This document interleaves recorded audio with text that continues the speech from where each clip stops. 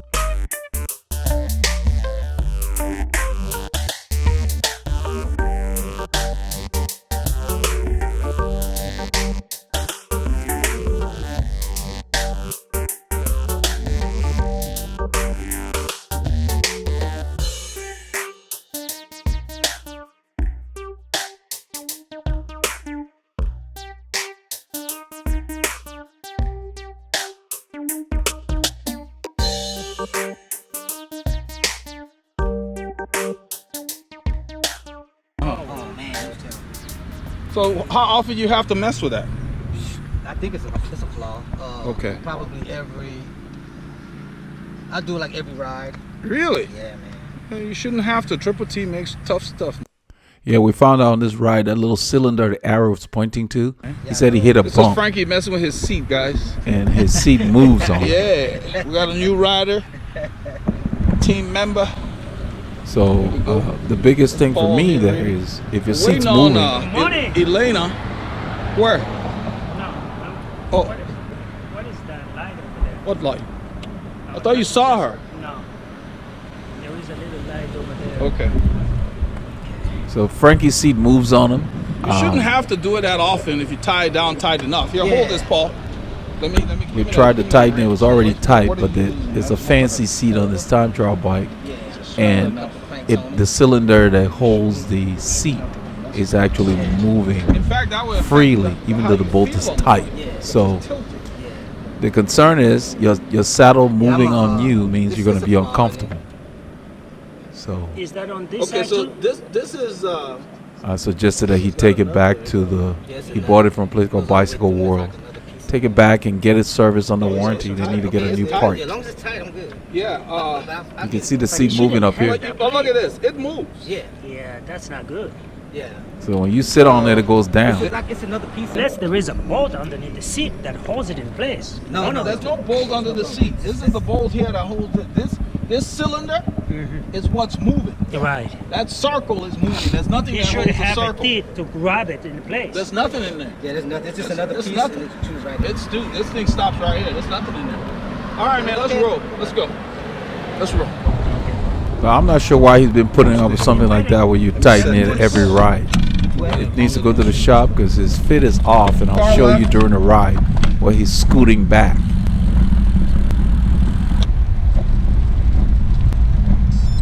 Frankie, my man. So if you're having to move on your bike, your body's saying it doesn't like where it's sitting. And all those movements are taken away from your ability to pedal. You're not efficient. You're not comfortable. So you're wasting energy. So I hope he gets that bike back to those guys, preferably before the warranty runs out. So what we doing today, man? Okay, Frankie. How many hours do you ride? Oh, about 2 hours. Okay. 2-3 hours. We'll do 3 hours today. Okay. Paul, I think that tomball might be best for Frankie. Tomball? Yeah, because I think until Frankie gets up to our speed as far as the length of rides, we got a place, Frankie, that we go to called Ridge Lake Shores. Yes. But I think today, I don't know, are you comfortable with the hills and the woodlands? Yes. Okay, that's why we're gonna head. Okay. And then we're not gonna go to Ridge Lake Shores, but we'll do Tomball today. We'll introduce you to Spring Creek Park. Okay. So you've been watching the videos, you've seen it, now you're gonna ride it. And you need to ride it like you stole it. Yeah. It's a good park. If you don't know why people go to the pub. I'm just getting you boys on film. Rolling out here. So basically what we do is when we ride, Paul goes to the front when he feels like it. It's nothing special. That's normal for cycling. Yeah. You pull when you feel like it. If you're feeling good, help the group. If you're not, then you want to draft so you don't fall off the pace. And then you let us know, okay. And we check on each other. So it's a matter of we want everybody to have a workout. We don't want the ride to be too easy, but we don't want it to be too hard. We want it to stress you enough so the next day you feel like you got a workout. That's the goal. So when you get to the front, you pull at whatever pace is comfortable for you for as long as you want to. Then you get off and somebody else will help out. So the three of us can get the ride moving. These people waste a lot of water around here. You know, all the rain we've had, late October, they're still running sprinklers. Oh, it's coming. We'll be here. Yeah, the mud guards make a difference in the rain, man. Keep you clean. I saw that video. Yeah, keep you clean. He just bought himself a pair. So basically what we do is we roll into the ride, get loose, and then we get going. I just wanted to say that I do have a history with Frankie. I met Frankie, I think, about 3 years ago. I was riding, and we just met on the road. And he had a bunch of questions about cycling, and I gave him some tips and advice. And then we got out of touch over over some period of time. And then about a month or so ago, after we got the kit, we were riding in the woodlands, and he happened to see us. Let Frankie go to the front, buddy. And he chased up to us. So you're gonna notice that I start giving him advice and stuff is because I'm comfortable with Frankie. Frankie is a student of the game. Frankie basically rides to live, and he just loves riding bikes. That's it. He's not a former racer or anything like that. He's just a guy who likes riding bikes, and so he wants to learn.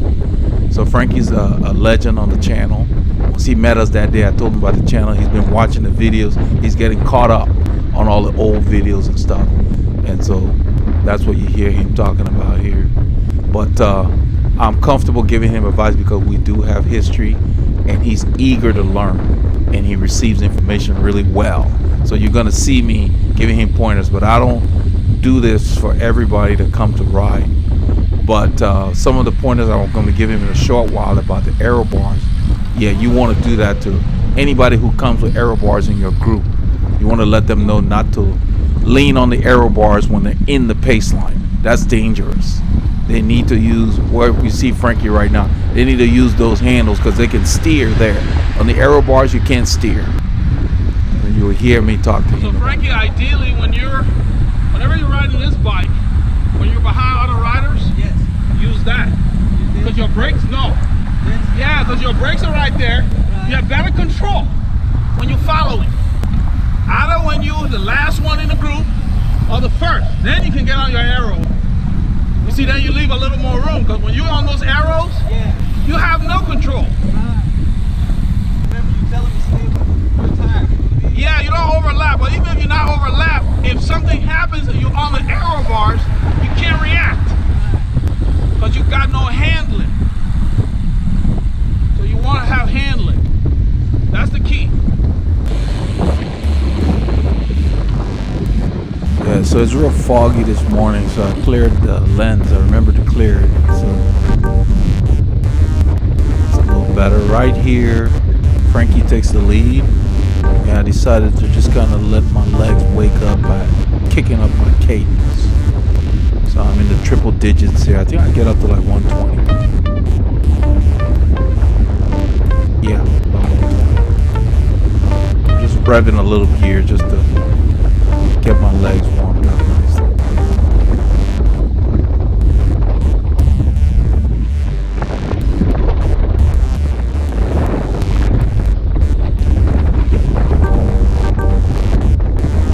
Frankie pulls to the left. We're not sure if he's getting out of the line or I'm not sure what. Then he goes back and takes a pull again. And so I'm not really sure. And then in a short while, I'll just go ahead and let Paul know that he should roll through when Frankie's done. I think I told Frankie when he's done. It's at the stop sign. Right turn at the stop sign. I said that because he was slowing down way before the stop sign, so I wasn't sure why he was doing that. He slowed down early. We're nowhere near the stop sign. The front, Paul will go through. Yeah, Paul had told him that we're turning right, and so he started slowing down way early. So maybe he just wasn't familiar with the course.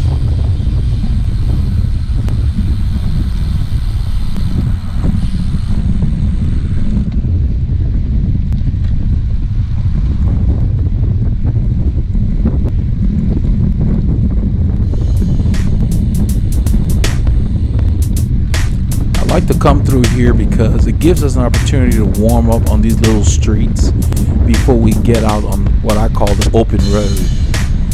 And so by the time we come through here, we're nice and loose. And so Paul takes the lead here, and I roll onto his back wheel. So Frankie is in third position. I'm sitting on kind of the left quadrant of Paul because the wind is a little from our right and in our face, and you can hear it. So none of us are wearing our glasses except for Frankie. Frankie has a visor that clips onto his helmet, and he's wearing it, but it soon gets fogged up. I have my glasses on the back of my head, and I think so does Paul. It's a nice spot to put it. I think I saw Vincenzo Nibali wearing it like that a while back, maybe a couple of years ago. And I tried it, and I like having it there. Nothing touches the lens, and it stays clean, as opposed to sticking it in your jersey pocket, which uses up your jersey pocket, and you can put other things in there. Plus, there's always stuff touching the lens. So I just put it backwards on the back of my head, and it's perfect because the nose piece rests on the back of your head, and the lens is clear and free. Nothing touches it. So when you wear it, it's clean. And then on a day like this, nothing sticks to it because it's behind you. Just, it's a great place to put it. I either do that or I stick it on the back of my jersey, stick one of the arms in the jersey. That works too. So Paul's pulling here, we're doing probably 16, 17 miles an hour. This is a slight grade, it doesn't show up there, it says 1%. But it's a grade, just a drag. And I put the camera on Frankie just to see what he's doing. All of us got lights in front and back. And Frankie just got his kit this week. I got the order online. I mean, he lives in Tomball, which we're riding to anyway. And I'm gonna rib him about it. Tell him we're in your neighborhood. These are your roads. And I got the order and I just threw it in the mail, like 1 day express. So he got it pretty quickly. So we're getting orders together to get another set of team kits, and we're getting gloves and other stuff. So we have a store on the website, VHC store. Check it out. Veloharmony.com. There's a shop there. We've got all kinds of accessories to go with our kits, and we got bundle deals. If you buy the kit, it's less expensive than if you buy the jersey and the shorts separately. So got the hats, gloves, all of that design, the team colors. The arm warmers are on order. The next one will be the gloves. Well, you can back order on the store. So once we get those back orders situated, we just get a batch. So I take the lead here. And at this point, we're about almost 20 minutes into the ride. It's 18:32. So that's about right, because I started my computer right at the beginning of the ride. And I'm having breakfast. I think I'm having granola bar.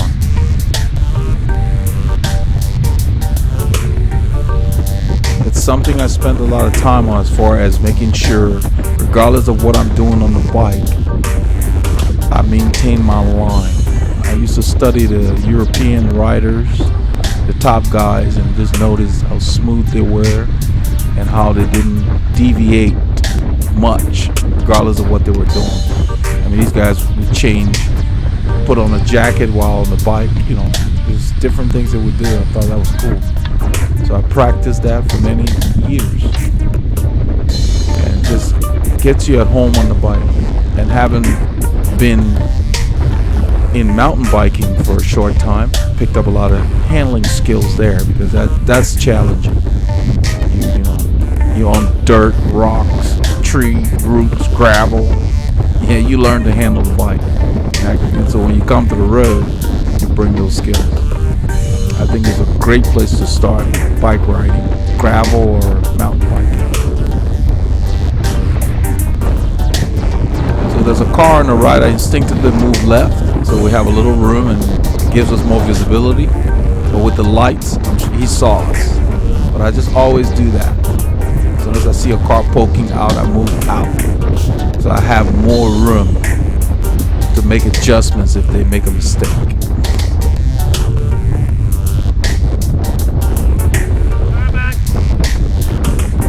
You guys remember when we started, Frankie's seat is loose because there's some fancy seat attachment on his bike, and it's basically has failed. He said he hit a bump and it failed. So that means his seat is going down when he sits on it. So that means he's putting a lot of weight on his bars, and that affects your handling.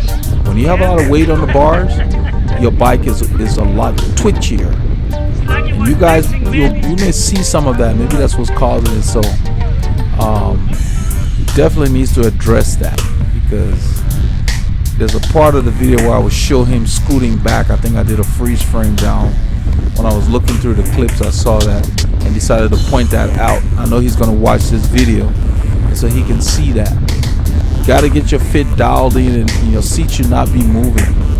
Because right now he's got a lot of weight on the bars because the seat moves. So when you sit on it, it goes down, which changes your fit.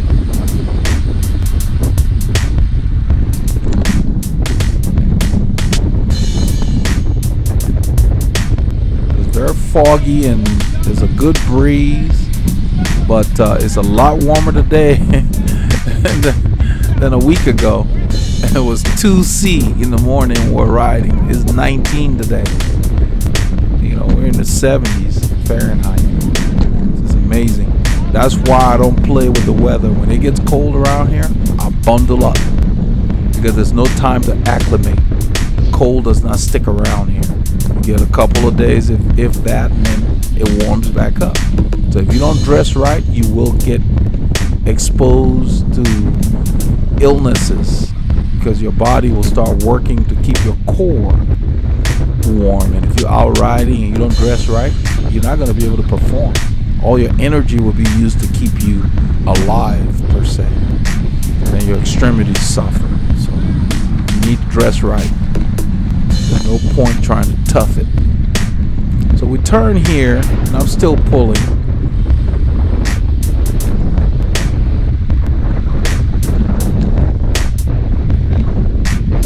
You see how I'm drinking over there? I did this free stream so you can see the bottle is tilted up, so I don't have to move my head. That's what you want to do. Let the bottle be in a position to where you don't have to turn or tilt your head. Tilt the bottle. That keeps your eyes on the road.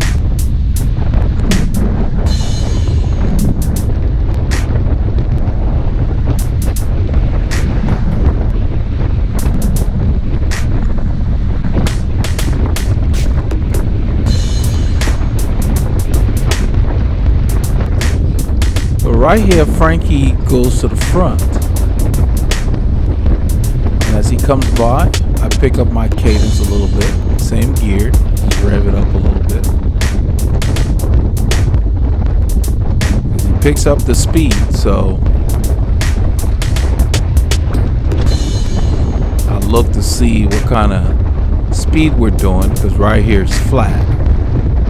And we're doing about almost 21.5 miles an hour, 35 kilometers, 36 kilometers, about 22.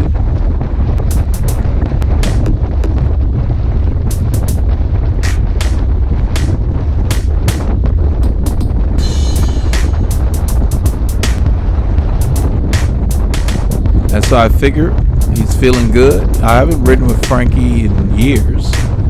And so I don't know his conditioning, but he had said that he's got a pot belly. I saw it, and he talked about it.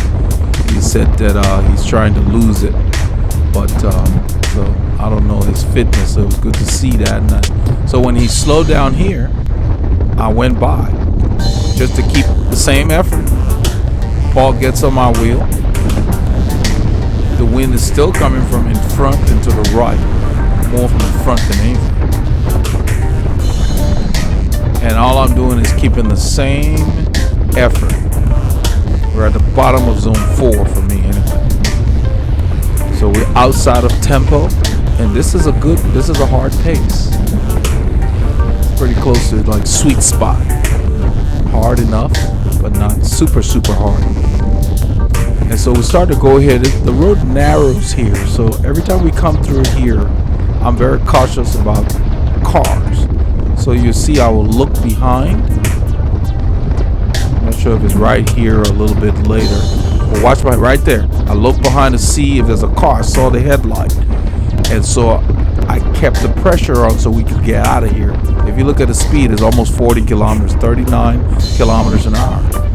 And I'm about mid-zone 4 right now, which is pretty, it's like my Wednesday workout.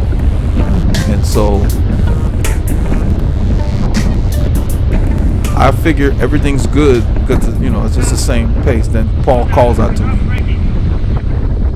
to stop. So I move over, I look back, and Frankie's off the pace. So I told him, don't stop, let's just soft pedal, and he'll catch up. And we can find out what's going on.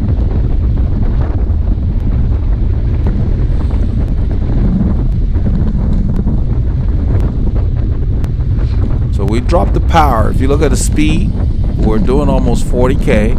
Now we're at 28K. So we've dropped it quite a bit. And I'm back. My heart rate's dropping into tempo. I don't like riding in tempo zone. It's not. I don't like training there. It's like a bridge. That's it. I don't spend too much time there. Or go through. I'd much rather stay in zone 2 than to be in tempo. That's average. Doesn't do anything. Is it coming? Can you see it? Started it. So I told Paul that he started it. And I ended up telling Frankie himself Yeah, it's on. that he started it.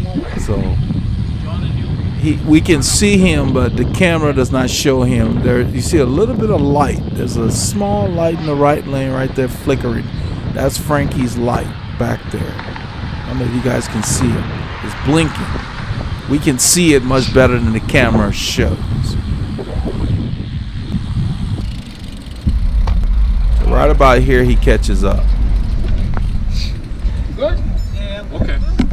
Come on. I watched that video on how to catch a break. That didn't work.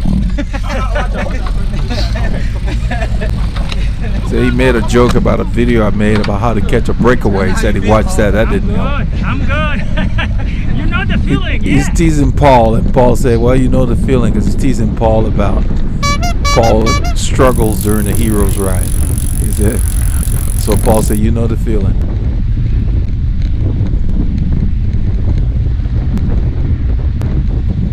So we rode through here, and I told him, I said, it's his fault. Paul's laughing. So I said, you started it.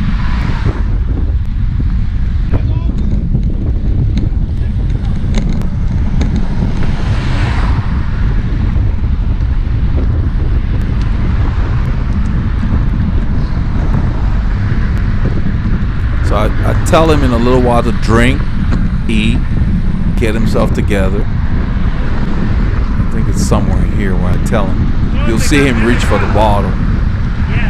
I don't know how these guys use the bottles on the back of that bike. It just doesn't look like it's easy to get and put back.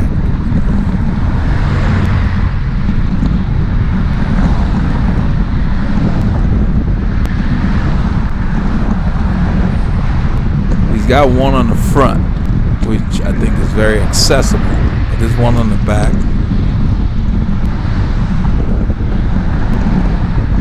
And I think that saddle being down, Frankie's putting a lot of weight on the bars because his movements do not appear to be as smooth as I've seen him move on his road bike. I told, yeah, that's why I tell him to eat and drink. Because on his road bike, Frankie was, yeah, there you go, he scooted back. That's because that saddle is tilting down because the whatever attachment system they put on that bike is a cylinder and it's broken. It just won't hold the saddle. So that means he's putting a lot of weight on the bars, and so that explains why when he would turn around, he looked kind of twitchy. He'd do like an S. Paul was warning him about this. This pavement's kind of rough. He went through it fairly well. There's a lot of debris over there on the road. Looks like 2 cars had an accident and pieces of their headlight, signal light, different things crushed up. It's just sitting on the shoulder. I'm not that far ahead. It just seems to appear that way. I'm basically soft pedaling. When you get dropped, what happens is it takes a few minutes for your body to kind of reorient itself. You know, so physically and psychologically, you got to get yourself geared up. So I'm going to try to get Frankie back, get his mind off of what happened, and tease him about it.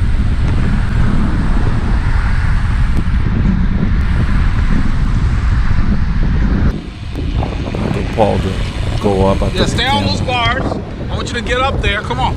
You're spending too much energy in the wind. Yeah, stay in the draft.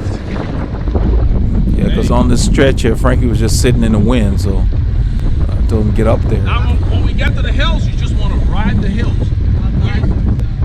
Oh, yeah, okay. You know, you see my shades on the back of my head? That's why. Because there's fog. And in fact, let me clean the camera lens because it messes when I was telling him about riding the hills, he said his visor was fogged up. Once it clears up, you'll be good. Watch that. Well, you got to the front, you started going fast. I figured that's what you wanted to do. No, I was just in the zone for about a second. I gotta tell Paul that. Paul, he said he was in the zone for 1 second. That's because I told him, I said, you started going fast. Then he said he was in the zone for a second. That's not long enough. We're gonna have to get you in that zone for 10 minutes or something. Yeah. We're gonna have to ride together more. So gonna have to get Frankie out. We're gonna have to get Frankie out and get in condition. Just go. Keep riding your body. You will feel better in a little while. Frankie said that he loves his Whataburger and he's been drinking beer. I drink beer, but I don't think I drink as much as Frankie. And I think Frankie knows that he's got to back off those Whataburgers and mix something else in there. We talked about it. We laughed about it. You don't need to stop. You should be able to eat the things you want, but not for every meal. Because he did not have a belly 3 years ago. Anytime you got a lip like that, Frankie, you got to go across close to 90% as possible. Never sideways. Actually, 90 degrees. It can catch your front top. I said 90%. Because he took that kind of shallow, and if that catches your wheel, you can go down. You never want to do that. You want to cut across it directly if possible. You want, as straight as you can. 90 may not be possible, but not sideways, not laterally when you're going over a lip. So he's taking a while to get clipped in, and so that's why I was telling him. His glasses on the back of his head like that. I said, that's really cool. Because it's easy to get when you're done. Yeah. We had a new legend come to the channel, and riding through here, you can see this little thing looks like a shoulder on the side of the road. We don't use it much, and here's the reason. There's a runner in there right now. There's a lot of activity on that thing. It's not a bike lane. They put that there so the road doesn't get washed away when we flood and other things around here. So I will ride there. I'm telling Frankie to stay out of the wind here. That's what I'm talking about. But I wanted to just stress that I ride there when I want to chat two abreast. And then you got to really watch it because it's not very smooth. Paul just let me sit up there. When he's not feeling too good, do what we do. That's it. Gotta listen to your body, man. Not just with us, any group. You don't feel good, sit in. There you go. Because you're not fighting the wind, man. That 1 second I was in the zone. When that wind hits you, shit, that zone changes. I'm trying to let Frankie know that he doesn't really have to pull. You want to be within about if he doesn't feel good. Behind the wheel. That's when you really get the benefit. So I come up alongside just to let him know, hey, if the wind was coming from this side, the wind was coming from here, and we sit like this, you would be completely protected. Be completely sheltered. So the hint I'm giving him is once you get dropped, it takes a while for your confidence and your body to get back. That's what I'm telling him. Your goal is to finish the ride. And I'm trying to hint at the fact that he does not need to pull. And I started the ride telling him that as well before we got into really starting the ride. And so that's the key, because it's better for you to sit in and finish with the group than to pull and get dropped. Right here, he's just missing shifts.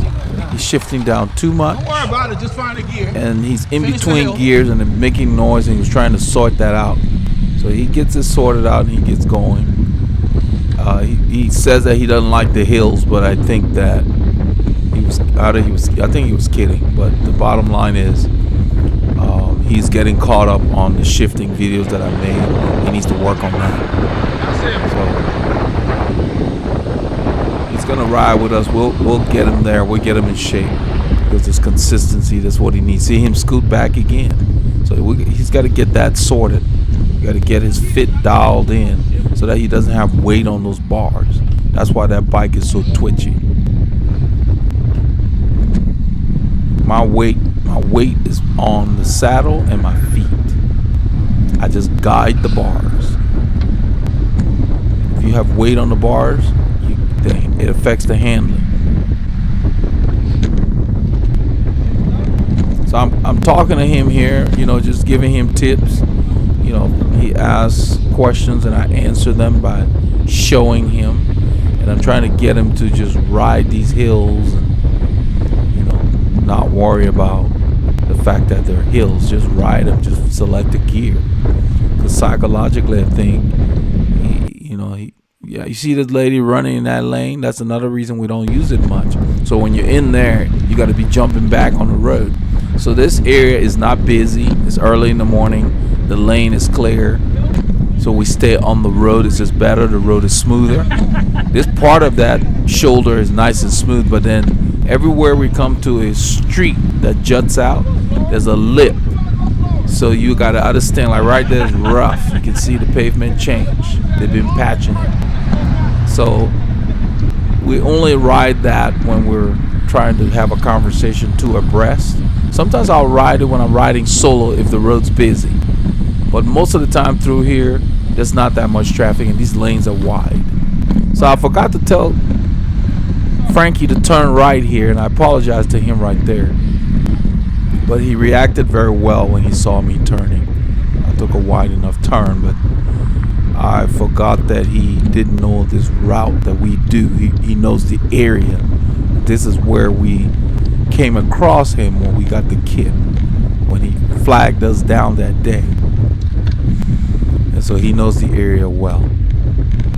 So I think that he needs a fit. We need to get that thing fixed on the bike to where his saddle is not moving, and he'll be fine. He'll get his weight off of those bars. He's got a nice bike there. But he said he will be getting a road bike, and that would be cool because I prefer a road bike. I would only use a time trial bike if I was doing a timed event or a very long solo ride or something. You know, I pretty much would set up that bike close to my road position. Most likely exactly like my road position. That was a quick line. Yeah, I was trying for us to try to get through this light and put my arms out when it changed so quickly. And right here, I checked my cleat. They've been feeling weird all morning. They're moving on me. I use my hands, and I'm not sure if it's moving, if the bolt's moving. I don't want to take out my tool right here in the middle of the road. So I think it's okay, but it ends up coming loose later. I haven't used this shoe in a while, and I don't know, maybe I was messing around with it and left it loose. So here we're going to Tarim Parkway. Paul is taking us. We're still in the woodlands. Now we're headed southwesterly direction. And it doesn't matter which direction we're in. The wind was just there. It's just always out there. I'm kind of surprised when we get a perfect tailwind. It's not very frequent in this area. You know, I've gotten very accustomed to having the wind there, especially in the summer. I love the wind because it'll keep you cooler. Sometimes it's warm, but still, moving against your body makes a difference. So I'm following Paul with the camera, and Frankie is on my wheel. We're turning right on one of my favorite roads. It's Tarim Parkway. Love this corner. Right in this corner is a grade. It's at 1% on the corner, but it backed off. But it continues, and if you're not in the right gear, it can be a drag.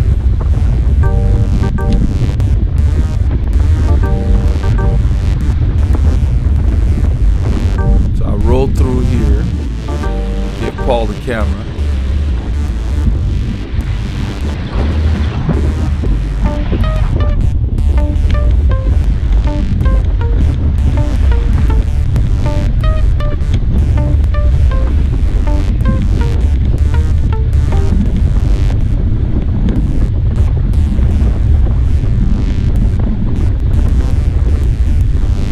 So you can see where Frankie is on those bars right now. That's how you ride with a time trial bike in a group, because you can steer from there.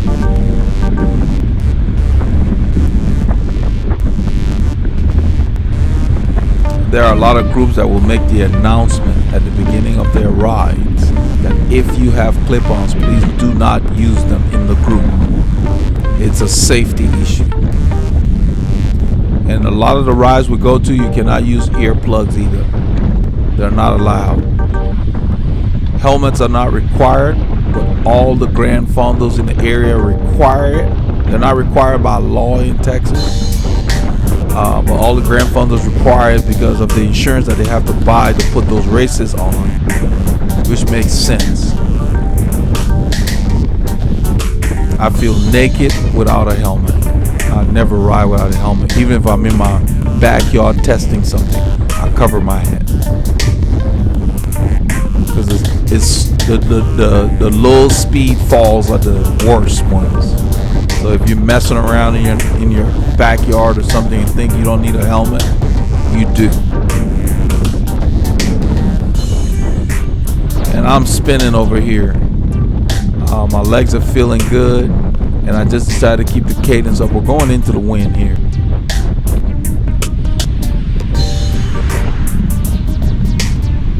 I'm using a moderate gear, probably a 53, 23 or something like that, just spinning it.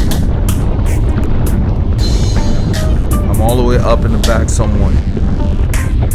So I've got a 12, 25 on that bike, on that wheel.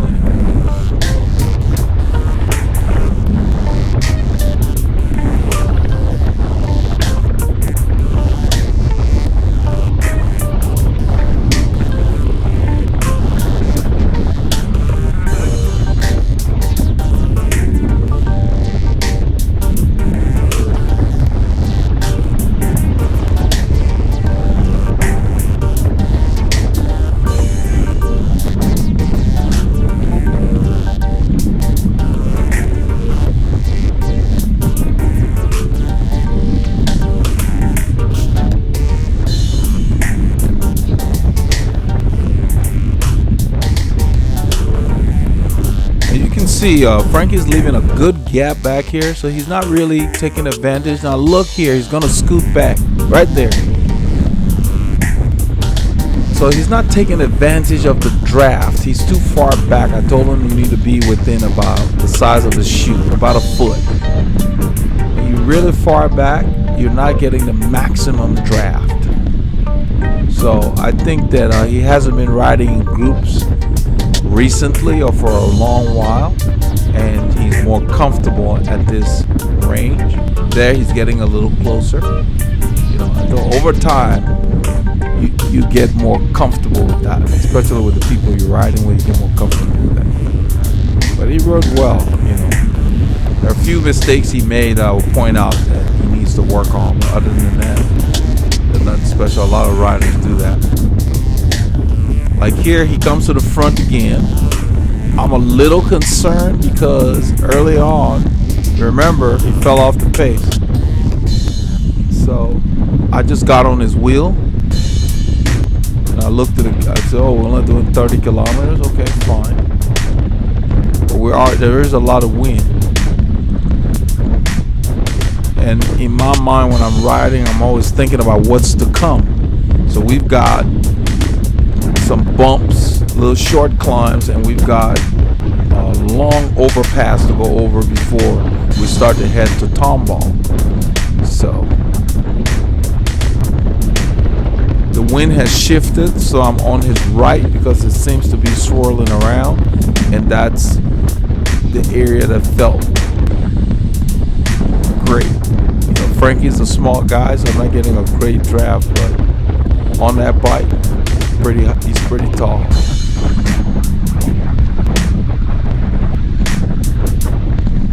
I think I'm reaching for food again. My motto is never get hungry on the bike. I'm not eating because I'm hungry at this moment. I'm eating to not be hungry later and dip into my reserves. You don't want to drain your glycogen stores.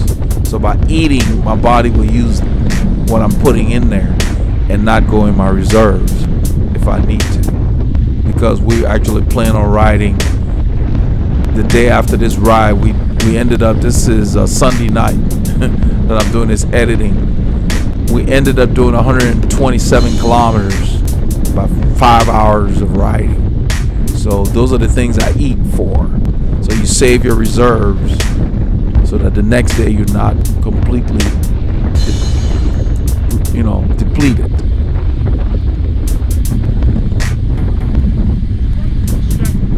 So he asked if we're going right, the light's green. I told him straight, and I just rolled past him.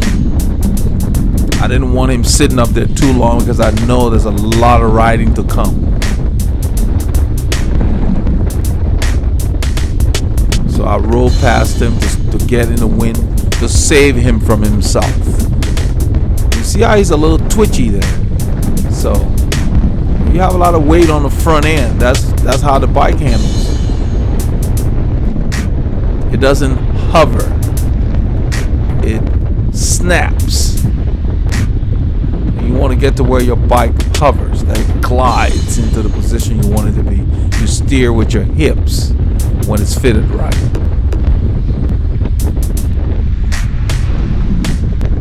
You want your movement to be smooth. If they're snappy, you scare other riders. They won't want to draft you very closely, and they won't want you riding close to them.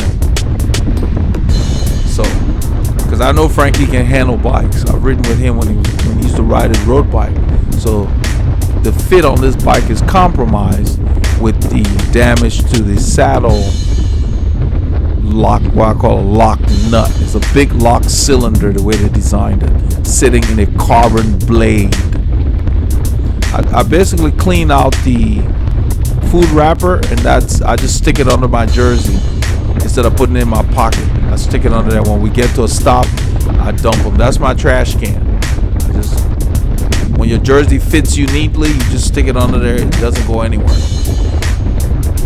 You see how Frankie's pointing out what I point out for the rider behind. That's how you do it. And it should go, it doesn't matter how many riders, everybody should point to that. That goes down the line.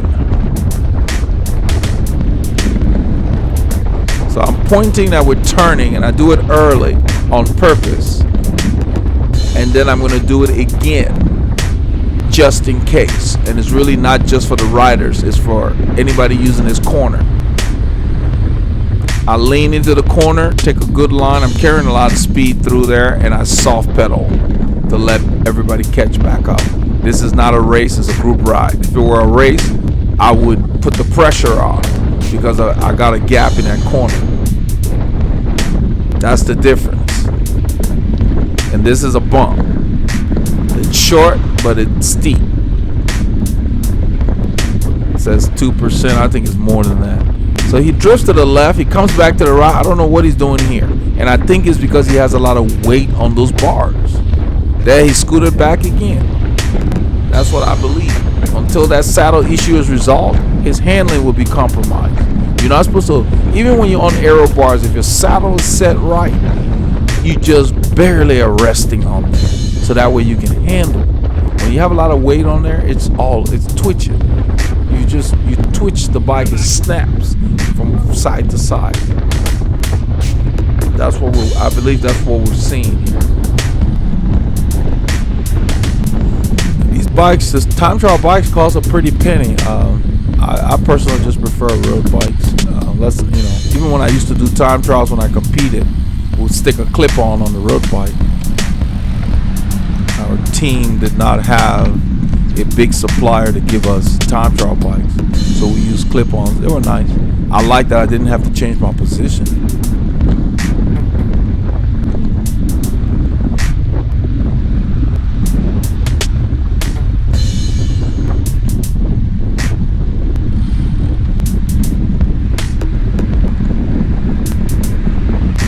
This is a slight drag here.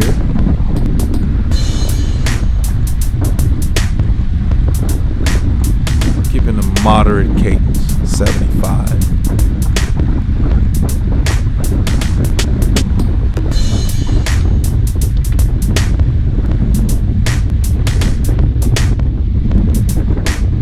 I looked back and moved to the left because the wind is coming from our left and in our face.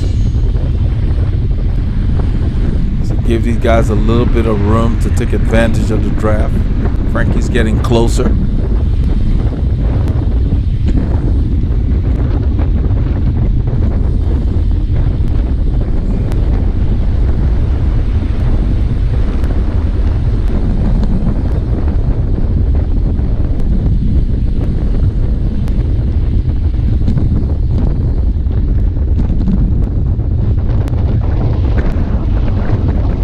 So if I were doing Frankie's fit, once he got that thing resolved on this bike, I would drop his saddle probably close to a centimeter and move him back a little bit. He looks like, even with that thing tilted down, he's slightly reaching for the pedals. And if you're reaching for the pedals, you're not going to generate enough force. So I think he just needs a minor tweak. I don't think it's major, but we can't do that until that thing is fixed. So Paul takes us on Dobbins Huffsmith Road. This is a quiet road. Doesn't matter what day of the week you're on. There's not a whole lot of industry.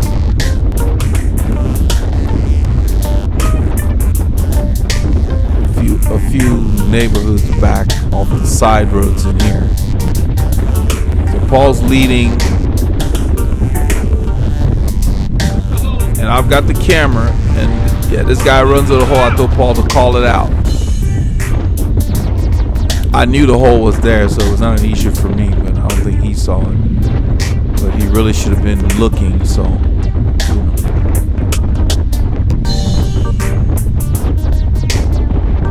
we're doing about 20 miles an hour into the wind, 32 kilometers an hour. It's about 20, it's exactly 20 miles an hour. And we're going pretty much south, 180, that's as south as you're gonna get. We're going straight into the teeth of the south wind. That's why it's warm today. Because the wind off the Gulf is coming in.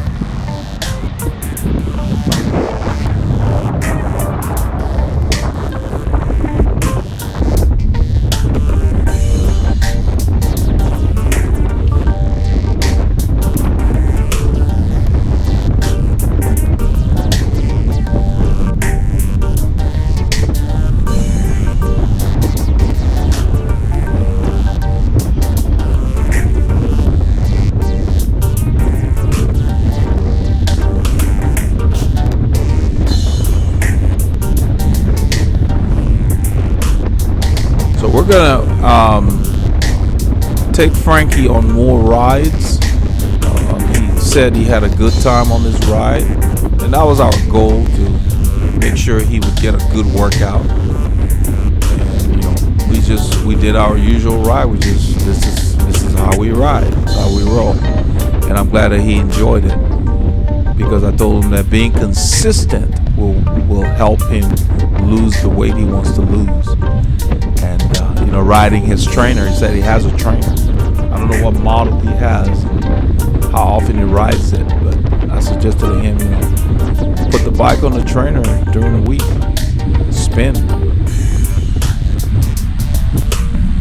That's what it's gonna take. The way my mindset is, you eat every day, use your body every day. Climb the stairs at work, whatever, find a way. It doesn't have to be the bike. Walk more. So right here I rolled next to him to show him this lip. I think he already knows this road, because Frankie used to live There's an overpass coming. east of here. And so I think he's ridden these roads before. They call that a patch job. They should be ashamed of themselves. They just dropped the asphalt over there. It looked like, That's supposed to be like a bunch of kids. yeah, it looked like kids just dropped asphalt. They didn't even Really? smooth it out. They just dropped the asphalt, and it wasn't even the kind that they melt. It looked like just man. They just- rocks and some hurry up. oil. They rush through it. They were trying to cover the imperfection between the Go ahead, bridge gather and the yourself. It's a road, nice little climb there. because they bring those bridges in to haul them in. Let's They go, didn't line let's them go, up. let's go. So Paul was waiting for us. We catch up. I told Frankie that the overpass is coming. He knows it's there. He's ridden out here before. Frankie lives here in Tomball, so we're in his town. But I don't know if he's been riding these hills like the way he said we ride them anyway. I don't think we ride them that hard. We just go steady. But once again, I noticed that his issue here was not his ability to ride the hill. It was more, he was thinking about, oh, this is a big hill. But then he was looking for gears and doing a lot of Those shifting. boys are looking clean.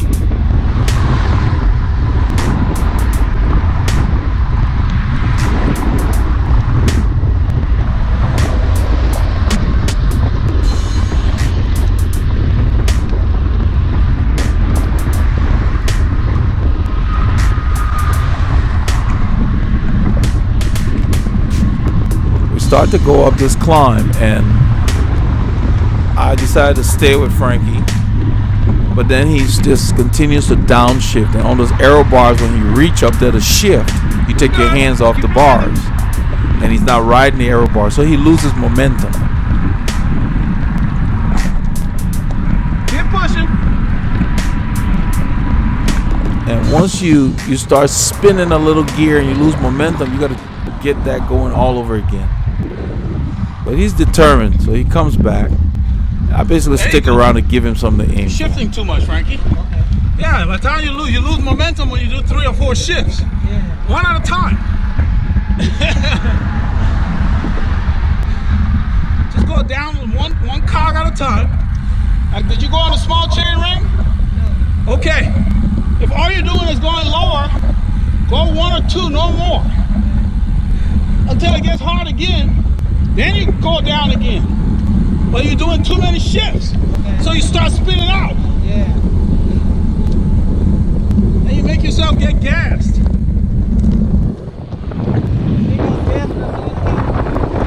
It's psychological, man. This hell is in your neck of the woods. This is your neighborhood. This is Tomball, Texas, man. Tomball. Tomball. I love this side of town.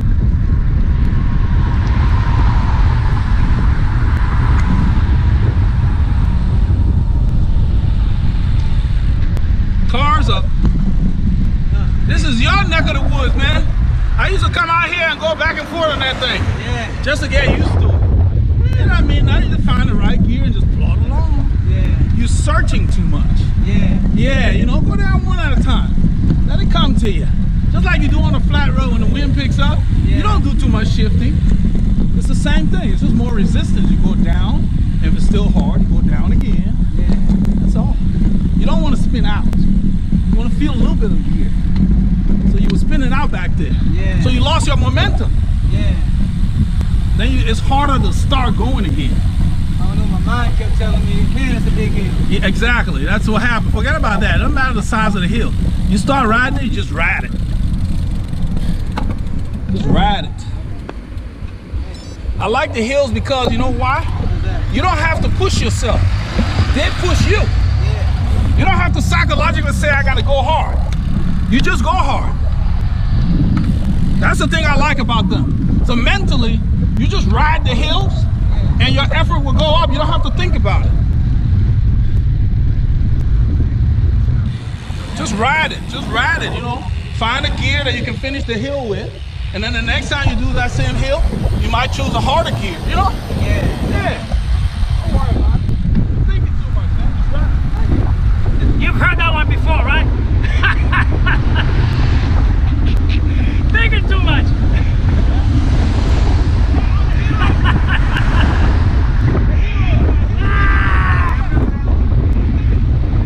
School is in session, brother.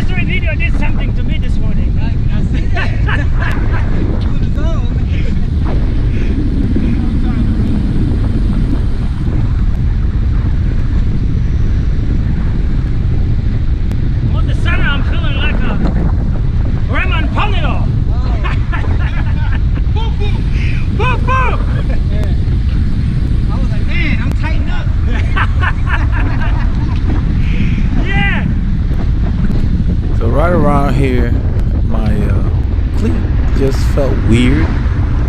It's like it was loose, and I was worried about losing the hardware. It was just moving all under my shoe. So I told the guys about it right there. Decided let's stop and tighten this thing before it fall off. It's been feeling loose for a while. Ready? Moving all over the place. You don't tighten it and you lose your hardware. Remember that day? Yeah. You were out there? I don't know why it came loose. Frankie's stretching. Okay, buddy? Keep drinking, man. I ran out, man. You ran out? I got a Said he full bottle ran of out of water. I'll water. give you some. Hold on. I had a fresh bottle good. that I Let's hadn't get this used, started. but he said he Yeah, would. you gotta go through that park first, man. You can't be sitting around with no water. This thing came loose. Well, the good thing is he drank all his water. A lot of riders carry stuff and they forget to drink. It's always one cleat, one bolt that comes loose. Yeah. Then it loosens the rest of them. Yep. Because they're all not balanced. Yeah, there was The one that was heck? completely loose, Okay. and I'm glad I stopped Okay. to do this because This is very weird. it kept the cleat in position. Man, y'all be rolling, man. Man. Well, the thing is that we ride consistently, Frankie. So during the week, after Paul gets off work, even before he goes to work, he got a trainer.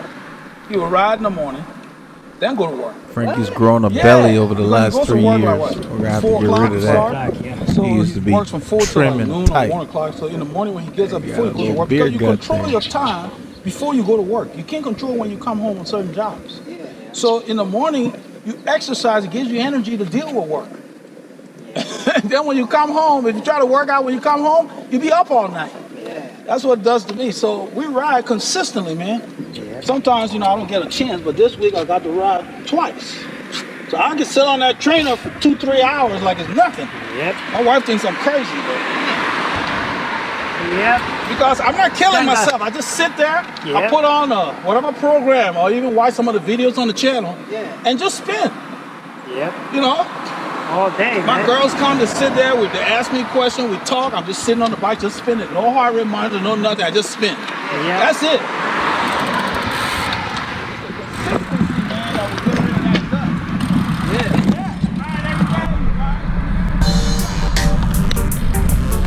I told Frankie it's the consistent training that will get rid of that gut. Because Frankie was tight, he did not have a belly. So we're gonna get him back into training on his trainer. When he gets his road bike, he can keep one bike on the trainer with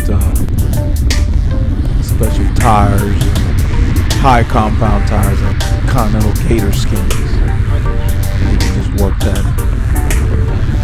That's what it's gonna take. Ride often, 4 to 5 days a week. In a month, your gut will be down. You don't need to kill yourself. You just gotta ride. Ride yourself into shape. Anybody that wants to lose weight, just ride often. You eat every day. You need to use your body every day. Walk, swim, whatever it is you're into. Go play tennis. Just sweat. Do something. Just live. Get out there. Get out of those cars. Walk around. Those cars will kill you. You're sitting too much. Those long commutes. That's why people are worn out. Sitting in slow traffic. It just wears you out. Anyway, back to riding. So I got the cleats sorted out. Cool thing was it didn't take much. I tightened them up. Stayed in place. I'm not sure why they came loose, but they do come loose. I didn't use the shoe that much. I think I was messing around with it and got distracted. I probably didn't tie them down. When they're set, usually they don't come loose. All it takes is one of them. It takes one to get the other ones unraveled. So there's nothing coming. Roll the guy. We rolled through the stop sign. This is a drag here. It's not 1%. It's like 0.5 or 0.6. I was looking at my computer on purpose yesterday when we came through here. And of course the wind's always here. I'm trying to keep the effort right around like the bottom of zone 4. I don't want to go too hard because we've got the park coming and there's almost an 8% climb in there. And I don't think Frankie's been in there. You notice every time I point at something, Frankie points at it. That's the way you do it. It goes down through the line. And this is a drag here, and I just maintain the same effort. We're probably doing, I think it says 27 kilometers an hour, so that's about probably 15. Yeah, 15 to 16, thereabouts. It's pretty windy, and it's going up. I'm not really trying to pull away from Frankie, but I am right there. I look under my arm and I don't see a wheel, so I back off the power slightly. If you look at my RPMs, they start going down. I'm soft pedaling, and that's why you see him coming back. So you don't have to turn around. You just look under your arm like there again. I'm looking for a wheel on my wheel. And I do that also to see whether people are drafting on my left or right. And then I determine which part of the road to be on to give them more room. You don't have to turn around. You just look down, you will see the wheel that's following you. So if the wind's coming from one side and the person has decided they want to be on another side, then I position myself accordingly based on where I see their wheel. It's always good to do that when you have people following you. Just always be aware of where they are, and that way you won't be surprised if they're doing an echelon or something.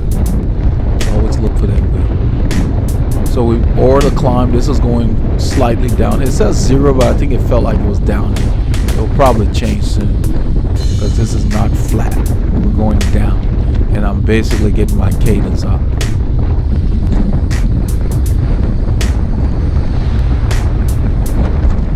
Trying to keep my heart rate in the same zone. By spinning more, I can work harder in a lower gear. I'm stressing my aerobic system more. We got a long ride tomorrow. I'll have plenty of chances to stress my legs. So that's a trade-off. You can see my cadence is up there. That red car came out. Watching him the whole time. Just poked out at the last minute. So that's another thing you can do. If you're riding with people who are not as strong, you can spin more. It may not be the most efficient way for you to ride, but it will give you a workout. It will stress your systems. That's another way you can do it. So right here I check. Nothing's coming. 4-way stop sign. Slow down a little bit. I check. Going through.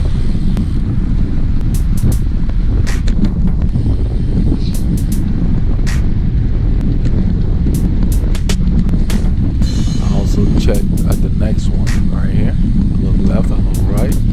Nothing. Then I realize the road's closed. The road's completely closed. And then I tell Paul about it. The guys, the road's closed. Are you serious? Yes, I'm serious. I went ahead and rode through the barrel because I could see that even though it was closed, there was no heavy equipment. Paul turned around here. He has the camera. There was no heavy equipment and the road is not torn up yet. Because what they're going to do is, the reason they closed this, they're going to tear up. Well, you see these little concrete barriers on the left? They're going to tear up this road so they can build a service road for this new expressway. It's going to be a tollway. They're extending the current tollway. It's going to be called the Tomball Expressway between here and College Station, where Texas A&M is. That's what they're building. Why did they close that? So across the street where this college is, they had closed that in the summer, and they've already fixed it back. So they're going to do the same thing on this side. So we're just going to have to find a different way to get to the park. We're probably just going to use Brown Road. I may just study the map and see. I like coming through the back way here. I don't want to use 249 feet. So So right here, we're going through. Yeah. This is Lone Star College entrance here. See down there? Yeah. They're building a bridge over there because this place flooded. See how low it is? You gotta go up.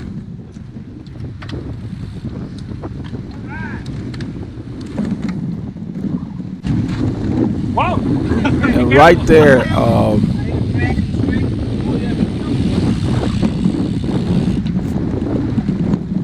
he hit a crack in the street. So I told him he being like Paul. Paul found a single rock on the road to have a flat. That's what I was telling him. That's what Paul's laughing. He had a flat. Where's the rock? It must have flicked off the road. It's like, yeah, I didn't see it. So the road was clean. We had one rock. He hit it. Yeah. One little stone on the whole shoulder. I'm like, man. He said it's early too. I'm thinking a flat doesn't care what time of the ride it is. A flat is a flat is a flat. Now we're going through. You saw it in the film. We're going through a little shortcut. Yeah. You can all clip if you want. It's up to you. You ever take that red pen? I haven't been back there. Yeah, that's it. Yeah, because that's like I got doing something. It really does. Then you gonna break it off. Yeah.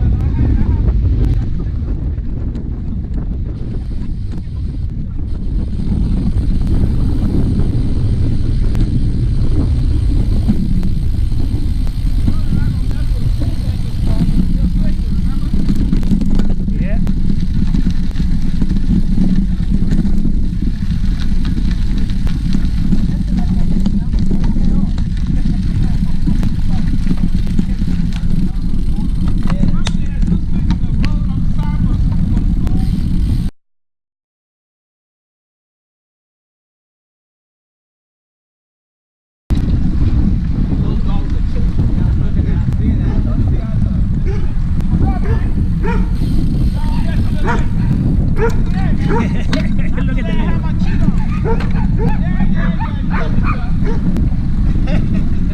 Yeah, I'm messing with those dogs. The little dogs act like they're tough. Dog chasing bikes. This is it, man. This is the back way to Tomball Spring Creek Park. It's a lovely little park. Lovely, right? Yeah, man. Man, that's what it takes. More than 2 hours in. Not 1 more hour. Dang. The stop is up there. I could have parked with the stop right there. I'm letting Frankie know since he said he ran out of water. Yeah, man. We're trying to do at least 3 hours on Saturday. That's when we can get out, man. Yeah. In the morning. That's why we ride rain or shine. Because the morning, that's my window, man. When my girls get up, Yeah. they're not gonna cut me loose. So I got my morning. That's my appointment time. So that's why I ride rain or shine. This bad boy is 5%. So don't think about it. Just feel We end up riding this almost like 3 abreast for a while. It gets too hot to turn, then you shift down. I'm kind of coaching Frankie through his shifting issue. And all the way in the back now, you may need to. If it were too hard, you would go to the middle and then downshift. And so I ended up sending him the Start getting tight. playlist for the shifting videos because Yeah, that's he's it. not You gotta super get comfortable The last doing a lot of shifting. So Okay. he's going to practice that. I sped it up here. There's not much to see.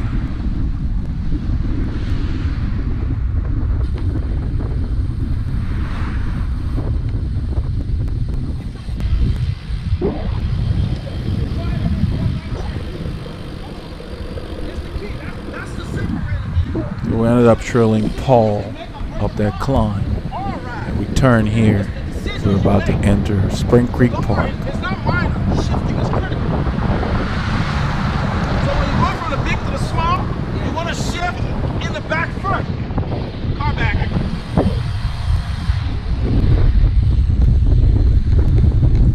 And this is the entrance to Spring Creek Park.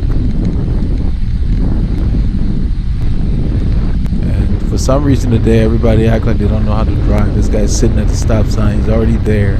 Gets in the middle. He's stalling. I had to wave him through. I don't know what these guys are doing today. We got that for quite a few drivers sitting at stop signs, daydreaming.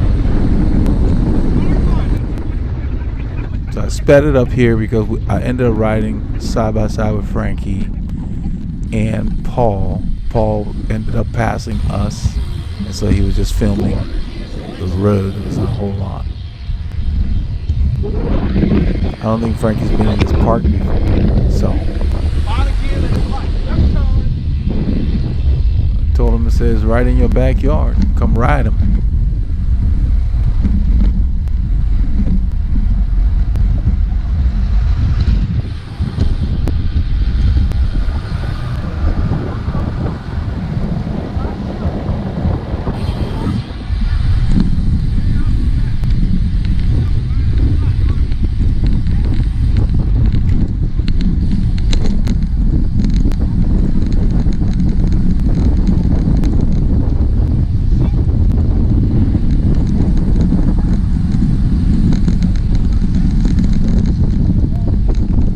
Doing my best to avoid the imperfections in the road by using my hip to just move the bike.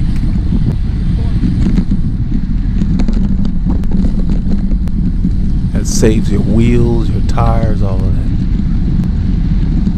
I basically just glide my bike around those things. You have to read the road. You can't just ride. You have to know what your tires are going over.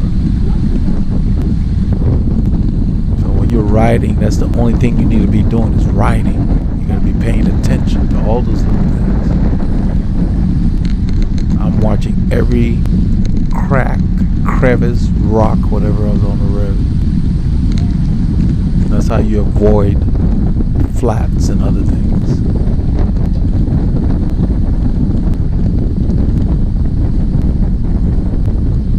There's a big lip in the middle of the road there. If you go over it, it's like a minor speed bump. That's what I'm pointing out. Avoid all of that. And you end up carrying a lot of speed down. You see 40 kilometers an hour to go up that climb. So that's why I take the dirt, boom, carry that momentum. So once you hit this climb, it hits 6% in a hurry. Like right here, 7%, 8%, right there. It gets there quickly and it slows you down. So you have to be on top of your gear. You have to already be in your gear. I'm looking for Frank at there. Come on. So we're not really going full gas on this climb. Just pretty moderate. Like this is like zone 2 endurance pace. You don't need to ride the climbs super hard all the time.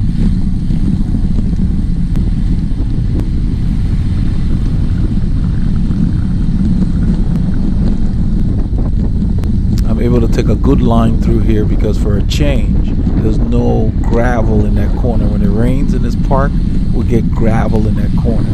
And you can't really corner with the best line safely. So we're pretty much waiting for Frankie here.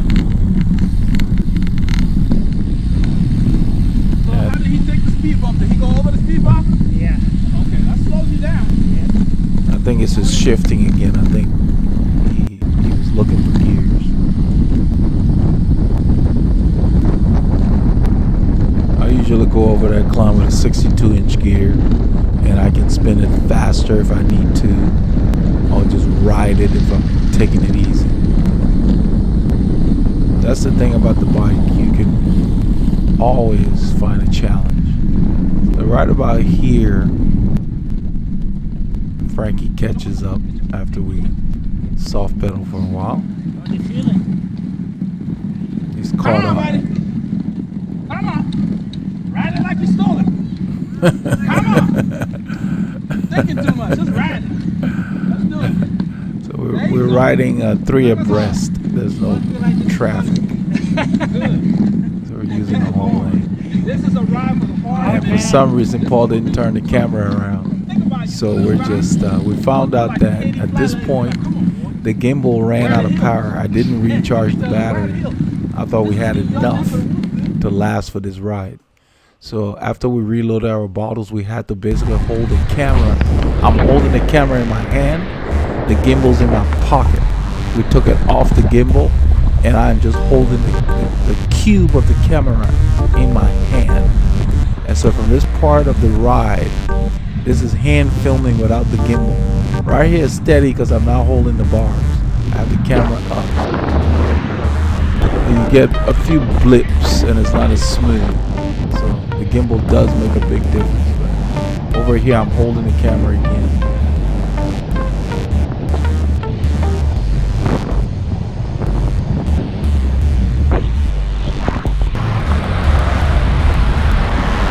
It was a bit jumpy. I just did a lot of edits. You're on candid camera, Frankie. All right. That's cool. Working. It's working, man. And Paul says working because we discussed how we're going to do the rest without the gimbal. And so I'm just holding the camera in my hand. We're now rolling east of the main drag from Tomball, man. This is cool. I sped it up here just to keep things rolling. Frankie comes to the front. I guess he was feeling good after the break as we stocked up with Gatorade, water. You know, our breaks are pretty short. We just stock up, use the restroom if we need to, and hit the road. So Paul's taking the camera and he just has to hold it in his hand.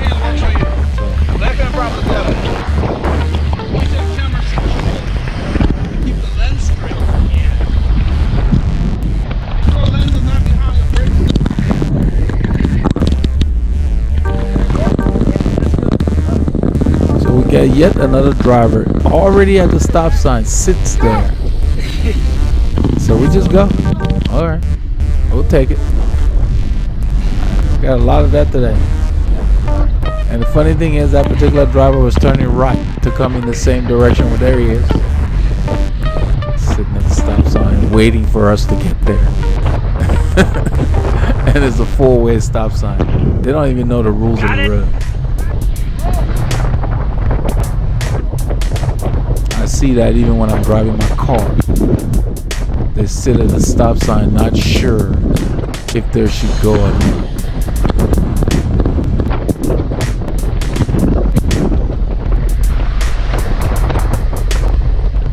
So at this point I see Frankie pulling. I'm thinking, okay, I guess he can handle this now. So I'm still observing to see if, you know, I let that driver know we're going because we're already there. And we're using a good portion of the lane because I want the cars behind us to pass in the opposite lane. So this road's kind of narrow and the edge is a mess.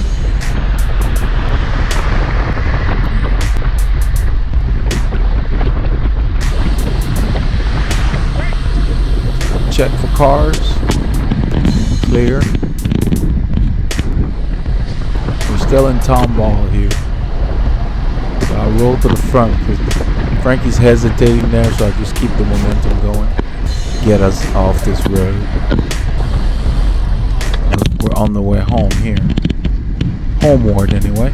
You can see the gimbal in the back of my jersey there. The battery's dead, so I couldn't use it. Miscalculated how much power I would need. I didn't charge it from the last time I used it, so it said it had 3/4, but I guess that wasn't enough. So I will get a second battery down the road for the gimbal. Right now it's not a priority. I'm just going to charge it. Rides like I've been doing. You can usually get about 5 hours out of it, so just miscalculated, but Paul's doing a pretty good job. You can see those little shakes. That's what the gimbal smooths out. Plus, who wants to hold that camera in their hand? Just the cube. I'm adjusting the gimbal in my jersey. Once I get that set, it's like you don't even feel it. The way the jersey sits is in the small of the back, and it just seems to be perfect.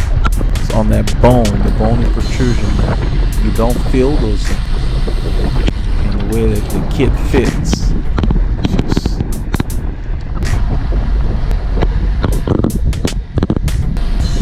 it's like second skin.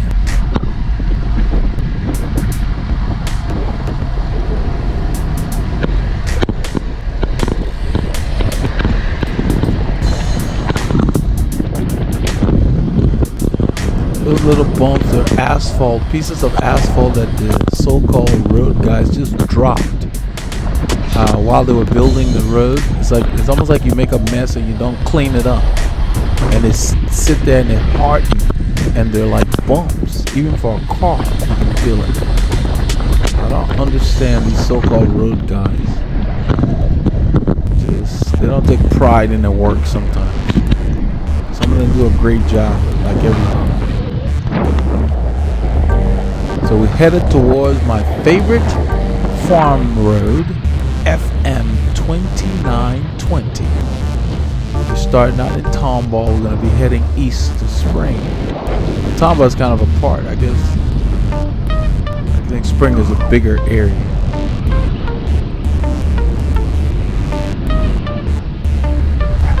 Tomball is a city in Spring. Yeah. Looks like you got the woodlands, I believe.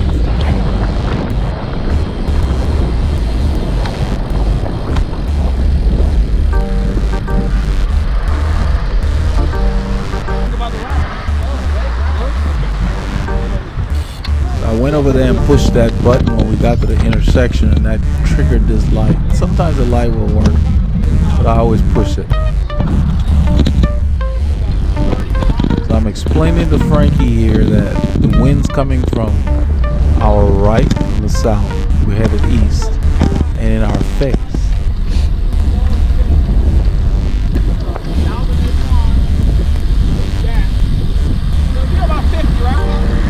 He's asking me how many miles we have so far and what we're gonna have. I told him when we're done it'll be about 80 kilometers. We ended up at 79.something. I do my stuff by time. It'll be 3 hours. That's how I do it. I don't worry about how much ground I cover, because you get in the pace line, in 3 hours you can cover 60 miles.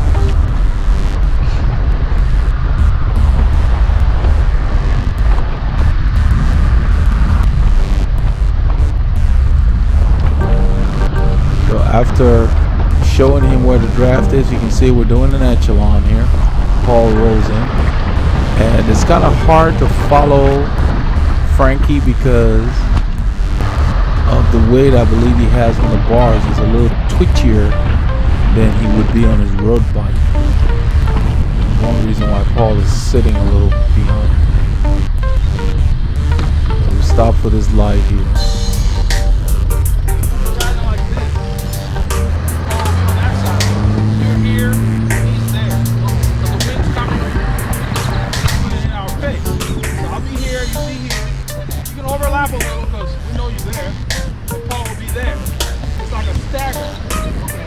How you save your energy.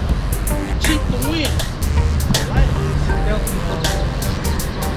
Yeah, you can tell. So you gotta be searching for that, because the wind's gonna be moving around on it. Return. So you gotta always be looking for the wind. He's already heard all of this. Yep. That's the key. Every cyclist does that, because the draft is never constant. It's always changing where it is. So you gotta have a nose for knowing, oh, I'm sheltered. Like you said, I can feel it. When you feel it, then when you're not feeling it anymore, you gotta go look for it. Where is it now? There's a wind change on me. So just return. That's the trick. That's what the experienced riders benefit from. We can sit in and rest. Whereas the inexperienced riders catch the wind the whole ride. Makes it hard. And there are experienced riders that will catch the wind so that they can work. I was explaining how you ride in an echelon, how it's set up to Frankie. That's what that was about in the line. Explaining some of the benefits of drafting. You see here we're actually executing an echelon. The wind's coming from the right and in our face. I'll wave him over because there's obstruction on the road.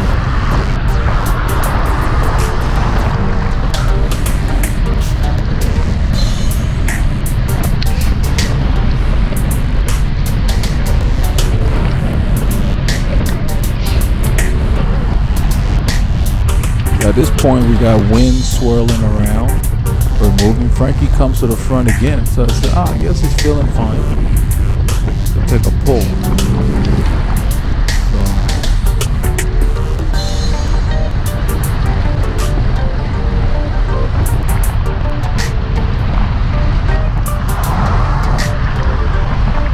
gives me a break. But,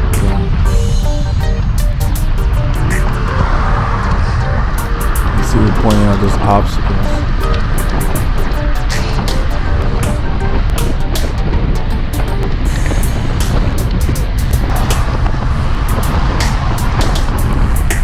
As he's pulling, I'm watching to see for signs of fatigue.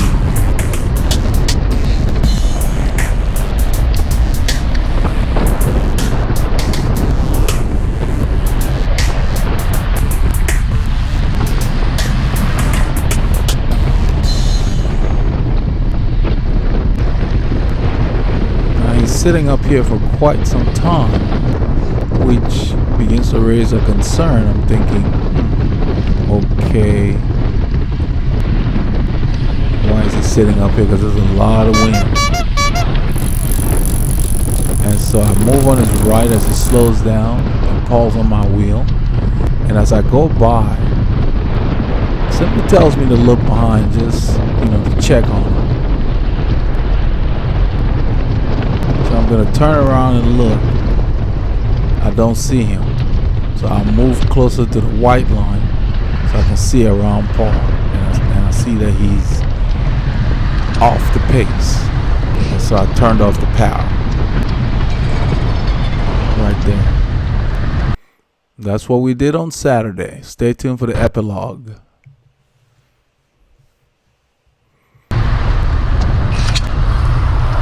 So basically, our ride was being wrapped up. I went back and shepherded Frankie back to the group. Told him to get on Paul's wheel. As I rolled by, Paul told him to get on my wheel. And so we ended up finishing the ride together. We rode back to the ride start with no major issues. He stayed in the draft the rest of the ride, so he was fine. So that's the key. Don't pull and then get dropped off the pace. You're better off just saving your energy to follow your riding mates. This is what we did on Saturday.